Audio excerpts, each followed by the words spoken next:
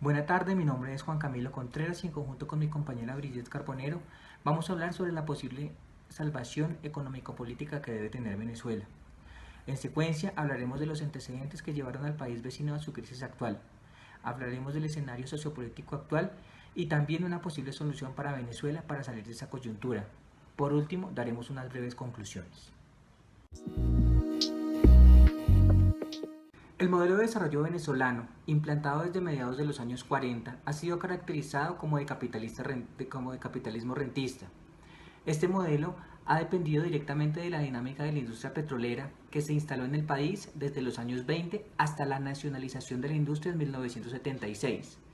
La misma fue manejada por empresas multinacionales que contribuían al Estado a través del pago de los impuestos fijados por concepto de explotación, y ha sido una fuente de renta internacional exigida por el Estado.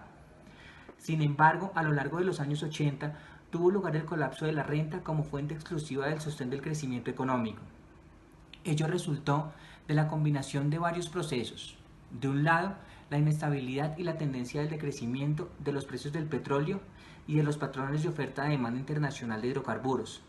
Por otro lado, del incremento de la complejización de los compromisos económicos sociales del Estado venezolano y por último, de la población del crecimiento de la población y de sus necesidades, también tornaron insuficiente el aporte petrolero. Las consecuencias de la operación de este modelo en la dinámica económica y sociopolítica del país fueron variadas. El Estado se amoldó y se formó según esta dinámica y el modelo rentista lo eximió de enfrentar la disyuntiva de extraer recursos de un sector de la sociedad para transferirlos a otro. El origen externo del ingreso fiscal y su abundancia permitieron atender de manera satisfactoria las demandas y expectativas de diversos sectores sin generar conflictos distributivos. El Estado utilizó varios mecanismos para transmitir la renta a la población. En primer lugar, la distribución del ingreso fiscal a través del gasto público, que se tradujo tanto en sueldos como en inversión productiva y en infraestructura pública, y en multiplicidad de préstamos y subsidios o exoneraciones con los cuales procuró transferir directa e indirectamente recursos fiscales a diversos sectores de la población. En segundo lugar, la sobrevaluación del tipo de cambio y la libertad cambiaria que permitieron subsidiar la compra de moneda extranjera y la adquisición de insumos de bienes y servicios en el exterior, especialmente para apoyar la industrialización por sustitución de importaciones. Finalmente, el bajo nivel de tributación interna, en particular el bajo nivel de contribución de impuestos a excepción de la industria petrolera.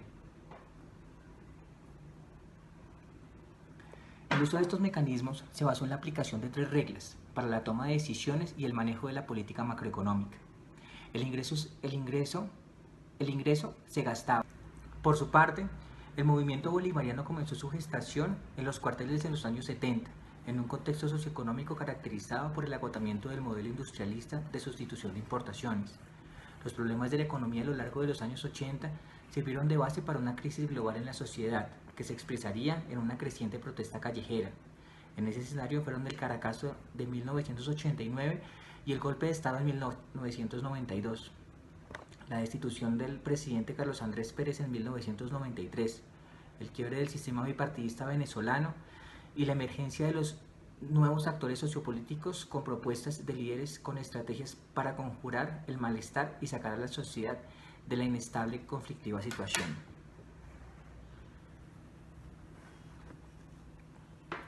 Durante los 14 años del gobierno de Hugo Chávez, se realizaron proyectos sociales que repercutieron favorablemente en los índices de desarrollo humano para la población más pobre. Los años previos a la llegada de Chávez al poder mostraban una Venezuela con una inflación desproporcionada, en la que más de la mitad de la población vivía por debajo de la línea de la pobreza, y donde la riqueza petrolera se despilfarraba. Es cierto que el gobierno chavista fue incapaz de controlar por completo la inflación, sin embargo durante ese periodo fueron las tasas considerablemente bajas en comparación a las de decenios anteriores. En los 14 años anteriores a Chávez, entre 1985 y 1998, la inflación anual promedio fue del 44%. La Venezuela de Chávez utilizó los excedentes petroleros para crear y profundizar programas sociales enfocados en las clases más empobrecidas, buscando una distribución más justa y eficiente de los ingresos, pero no transformó el modelo de producción económica basada en una economía rentista que fue la misma base de los gobiernos anteriores. En 1998, el gasto social era de 8.2% del PIB, mientras que al comienzo del gobierno de Chávez, en el 2000, ya había incrementado al 11.3% para 2006 y para 2006 rondaba alrededor del 13.6%.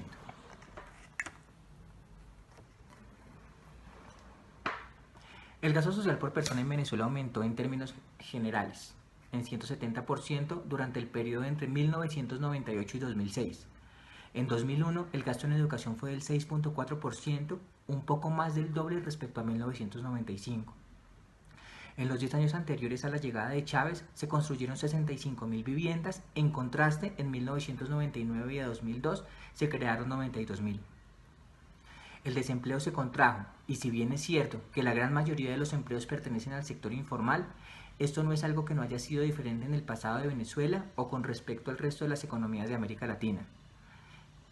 Todas las medidas redistributivas en gasto en materia social hicieron que para 2011 Venezuela fuera, con base en el coeficiente Gini, el país menos desigual de América Latina y el tercer país con menos porcentaje de pobreza. Venezuela está orientada a las exportaciones de materias primas. La principal actividad económica de Venezuela es la exportación y la refinación de petróleo. Para la exportación, la extracción y la refinación está a cargo de Empresa de Petróleos Estatal de Venezuela. La crisis de Venezuela cada vez más es abrumante. El colapso de la actividad petrolera y la fuerte contracción de la industria manufacturera de construcción y del sector privado han llevado a una gran fragilidad externa y la caída brusca del PIB. Según las estimaciones del Fondo Monetario Internacional, el PIB se contrajo en un 35% en el año 2019 y se contraerá en un 15% en el 2020. En los últimos 6 años, el país ha perdido 2/3 de su riqueza, un hundimiento de su economía que no es precisamente desencadenada de una guerra. Uno de los mayores motivos de este sistema político y económico tiene que ver con la dependencia del petróleo. Todo inició cuando el barril de petróleo estaba a más de $100.000. El presidente Hugo Chávez permitió dispendios de todo tipo. Podían perseguir o ahuyentar a la inversión privada, presumiendo una prosperidad intermitente. Y ahora en 2020 la crisis ha empeorado. El barril de petróleo se vendió a $9.9 en el mes de abril, a pesar de tener las reservas más grandes de petróleo en todo el mundo. Durante los últimos años, las refinerías han reducido la capacidad de producción. El escenario venezolano de 2020 es sumamente complejo y cambiante. Se caracteriza por una gran incertidumbre. En el marco de la crisis multidimensional de carácter económico, político, social y humanitario, ha venido agravándose desde la llegada de Maduro en el poder del 2013. A ello se le suma la aplicación de sanciones económicas por parte de Estados Unidos para enfrentar tal crisis. El gobierno ha desplegado desde fines de 2019 un nuevo discurso y ha implementado prácticas económicas que algunos economistas identifican como un nuevo giro neoliberal. Su rasgo más significativo, pero no el único, es la acentuación de la dolarización, que venía dándose en la práctica, aunque en menor escala y de manera informal. Venezuela volvió al primer plano debido al incremento de la crisis humanitaria, al embargo petrolero, al endurecimiento del bloqueo económico y sobre todo a estar en medio de la disputa geopolítica entre Estados Unidos y Rusia. Algunos analistas internacionales destacan que tal interés proviene del hecho de que Venezuela es considerada una amenaza a la paz y la seguridad de la región y de algunos países del hemisferio occidental.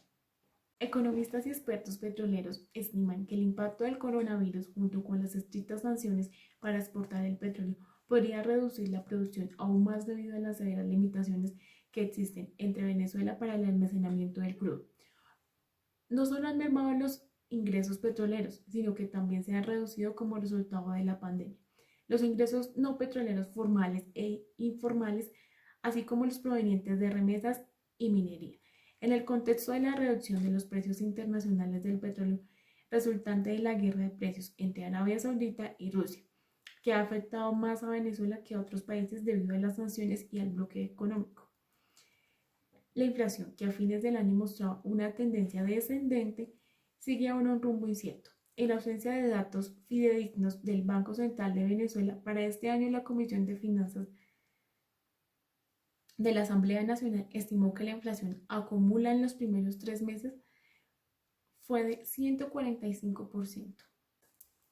A principios de 2019, con el aumento salarial y la puesta en circulación de billete de 100.000 bolívares, economistas y medios de comunicación afirmaron que Venezuela ha iniciado una hiperinflación, tras arrojar el pasado mes de octubre una inflación del 50.6%. Analistas del tema y medios de comunicación afirman que para frenar la hiperinflación, primero deben detener la impresión de billetes, unificar el tipo de cambio, aumentar la producción nacional e importación de bienes de consumo que sean necesarios, además de suplir los controles de precios. Han pasado más de 20 años desde el arribo del poder de Chávez, quien propuso el proyecto bolivariano, y años más tarde el denominado socialismo del siglo XXI, con el fin de sustituir el modelo económico neoliberal, debido a la inviabilidad del modelo económico rentista petrolero subyacente. A ello debe agregarse, según la oposición, la incapacidad gubernamental para reorientar la economía, el elevado gasto público y la corrupción, y según el gobierno y la guerra económica de Estados Unidos y la caída de los precios del petróleo, los cuales recientemente se han desplomado aún más por la pandemia del COVID. La crisis económica ha profundizado la crisis humanitaria a punto tal que el gobierno no es capaz de cubrir las necesidades de la alimentación, la salud y los servicios básicos en una gran parte de la población. Posible solución para Venezuela.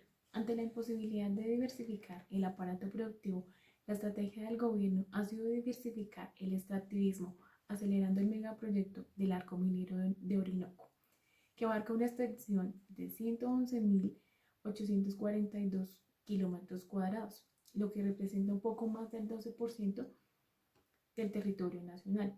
Se ubica en una zona de gran diversidad biológica y cultural, rica en minerales como oro, diamantes y coltan. Entre otros, se estima que participan unas 150 empresas provenientes de 35 países en su desarrollo. Cuenta con una de las mayores riquezas de minerales en todo el mundo. Se especula que alberga unas 7.000 toneladas de oro, kimberlita y diamantes, hierro, bauxita y otros 40 minerales de alto valor. Si estas cifras fueran reales y lograsen explotar su potencial, Venezuela podría ingresar miles y millones de dólares. Estos dólares ayudarían a restaurar la economía, la industria petrolera, el sistema eléctrico nacional, el tratamiento y la distribución de agua. Sería el punto clave para su recuperación. En abril de 2020 se legalizó la explotación de minas de oro. Restaurar la libertad cambiar en el país, abandonando el sistema de cambios múltiples que existe actualmente y permitiendo el libre flujo de divisas, lo que garantiza y facilita tanto la importación desde la primera etapa en la que depende una buena parte de la actividad económica de Venezuela, como la producción nacional a través de la compra de los elementos necesarios para emprenderla. Garantizar la independencia y el equilibrio de los poderes públicos a nivel legislativo, ejecutivo, judicial, electoral y moral. Desmontar los controles de precios y todo su aparataje burocrático que han generado la escasez en Venezuela, como ha sucedido en otras partes del mundo, reemplazándolas por la libre competencia, la reducción de barreras arancelarias y el establecimiento de condiciones que eviten los monopolios estatales o privados. Sanear el sistema de justicia en el país como garante último del cumplimiento debido al proceso y la protección a los derechos y libertades de la ciudadanía. Esto implica, entre muchas otras medidas, el respeto de la carrera judicial y garantía de la estabilidad y titularidad de los jueces. Se necesita que los trabajadores, los profesionales y los empresarios venezolanos participen activamente en la reactivación del aparato industrial y en el relanzamiento de la economía nacional. No pueden ser observadores pasivos, deben constituir en un factor económico de la producción nacional y asumir espacios económicos que hoy les sean otorgados para disminuir su nivel de inflación, ya que se ha visto afectada principalmente en esta crisis económica de este país. Frente al crecimiento de la crisis económica, en noviembre de 2019, el presidente Maduro aceptó públicamente la dolarización que ya se venía dando informalmente, señalando que este proceso, al que llaman la dolarización, puede servir para la recuperación y despliegue de las fuerzas productivas del país y funcionamiento de la economía. La mayor inspiración de los venezolanos de hoy en día es la recuperación, el relanzamiento del aparato productivo a la par del reajuste del Estado, que le devuelve a las alcaldías, a los ministerios y a las gobernaciones la capacidad de respuesta que los ciudadanos reclaman. Eso no sería posible lograrlo con una economía postrada ni con un modelo de Estado fracasado. La ley antibloqueo es un buen inicio y llamamos al estudio sereno de la misma.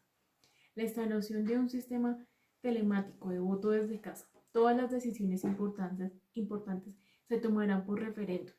Esto eliminará la necesidad del 90%, el sistema político ahorrando dinero y haciendo el sistema menos corruptible.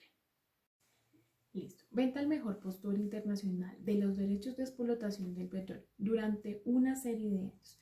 Para utilizar las ganancias en efectuar estos cambios y en llevar energía eléctrica, carreteras, puertos, aeropuertos e internet a tener el 100% de cobertura nacional, aumentar la eficiencia de gasto público social al redireccionarlo a los sectores verdaderamente desfavorecidos, estabilizar el valor del bolívar fuerte o soberano o como se decía nombrar, pasando por atarlo al valor de un llamado criptoactivo, restablecer la disciplina monetaria, restringiendo la emisión sin respaldo y el endeudamiento público para lograr volver a la moneda fuerte que fue el bolívar en el pasado.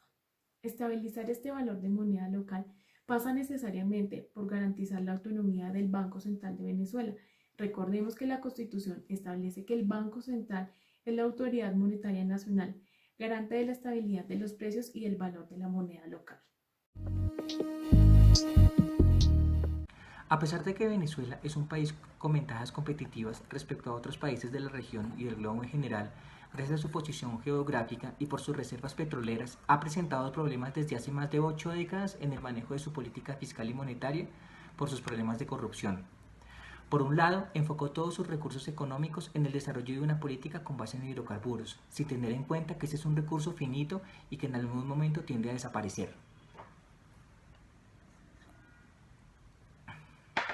Por otro lado, ha manejado una política fiscal expansionista mediante la reducción de impuestos en el incentivo al consumo a través de la entrega de subsidios y un gasto irracional. Esto trajo consigo un aumento desproporcional en el nivel de precios que ha llevado a la inflación a estar por encima de los 3 dígitos. Lo anterior llevó en un momento a Venezuela a disminuir sus niveles de desigualdad por la distribución de la riqueza, pero con el tiempo ha traído enormes problemas en la calidad de vida de sus habitantes, pues cada día el dinero alcanza para menos. Sin embargo, la decisión tomada hacia la dolarización trae en el corto plazo un beneficio en el efecto cambiario, pero a largo plazo puede tener perjuicios en la economía, ya que está perdiendo totalmente el poder sobre la moneda y como consecuencia problemas en decisiones a futuro sobre su política monetaria.